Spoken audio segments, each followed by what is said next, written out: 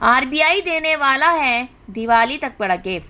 0.75% तक घट सकता है repo rate. Home auto loan भी होंगे सस्ते।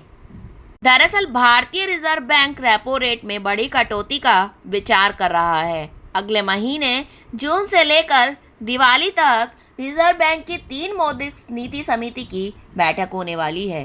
तीनों ही बैठक के दौरान रेपो रेट में कमी की जा सकती है। कुछ रिपोर्ट्स का दावा है कि यह कटौती 0.50% से लेकर 0.75% तक की फीसदी हो सकती है। अगर रेपो रेट में इतनी कमी होती है तो यकीनन आम आदमी को बड़ी राहत मिलेगी। रिपोर्ट्स के मुताबिक आरबीआई की मौद्रिक नीति समिति की अगली बैठक 4 से 6 जून तक होने वाली है। इस बैठक में आम आदमी को राहत देने के लिए बड़े फैसले लिए जा सकते हैं और करीब 0.25% रेपो रेट की कटौती हो सकती है।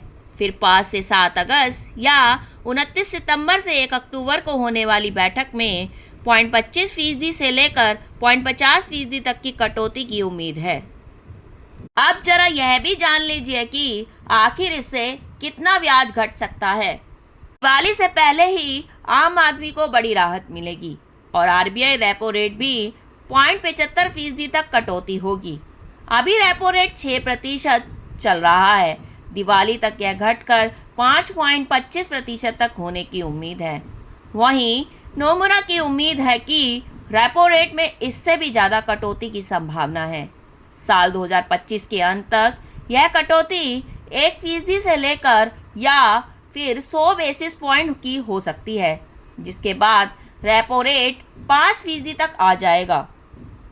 आपको यह भी बता देते हैं कि आखिर होम लोन और कार लोन कैसे सस्ते होंगे।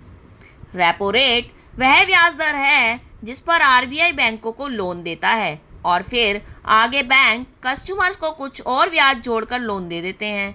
ऐसे में अगर रेपो रेट में कटौती आती है तो लोन की ईएमआई कम हो सकती है और आपको होम लोन और कार लोन लेने सस्ते होंगे।